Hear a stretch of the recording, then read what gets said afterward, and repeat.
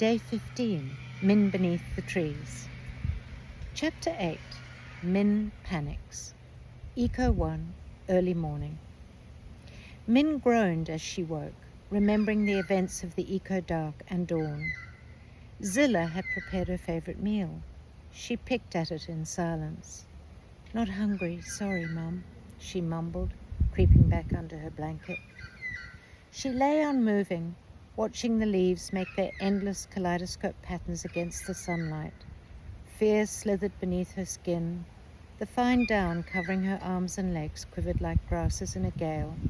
A molten boulder of anger seethed inside her. "Nothing about this is fair. I never wanted anything like this.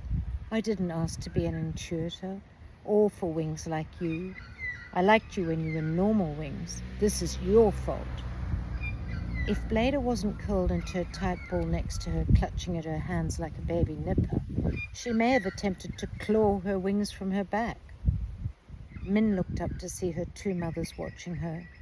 Zilla was jiggling nervously on the balls of her feet, intermittently rubbing her eyes roughly to stop from crying. Guyla held her firmly around the shoulders, her deep purple eyes brooding in dark. Min untangled herself from Blader's grip.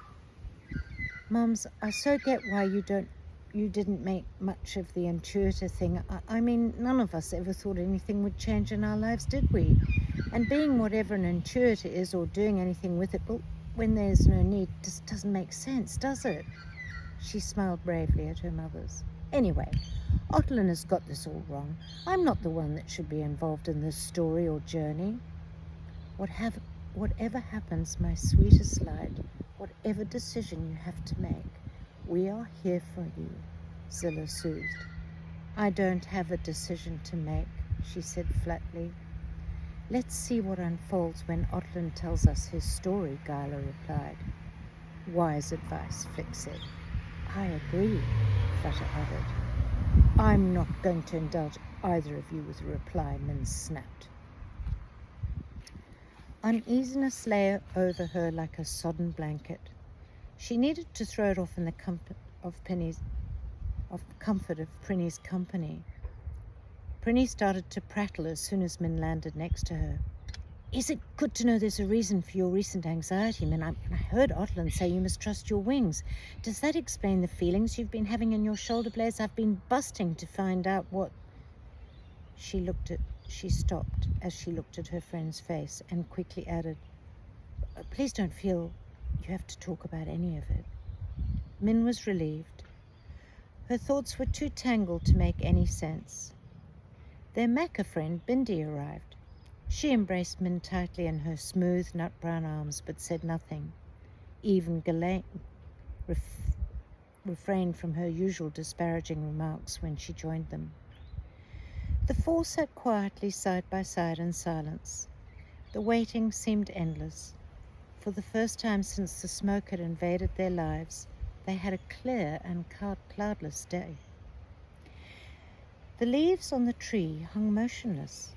Min slid her legs over the edge of the leaf she was sitting on to swing it into motion.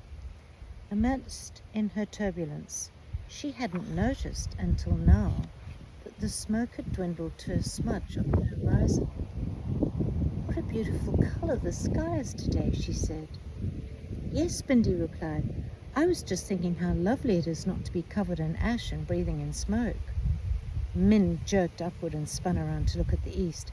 "Oh, my lights! Look, there's only the smallest brushstroke of grey on the horizon. The fires have to be dying down.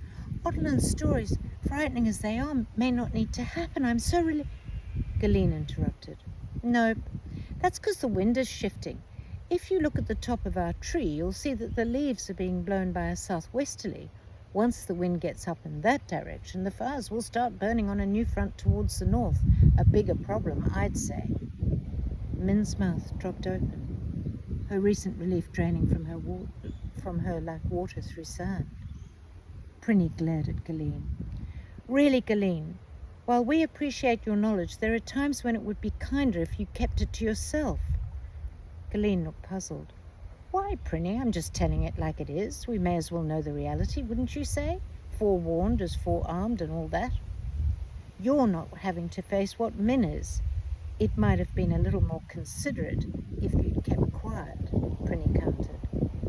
Galeen shrugged her shoulders. Sorry, Min, it wasn't meant to upset you. I'll leave you to it then, she said, and flew off. Min scanned the horizon, wanting to deny what Galeen had said. If she was right, and she generally was, then the fires would track from east to north and towards Glinterdale and the Silver Radiant Forest. I'll see you under the trees tomorrow.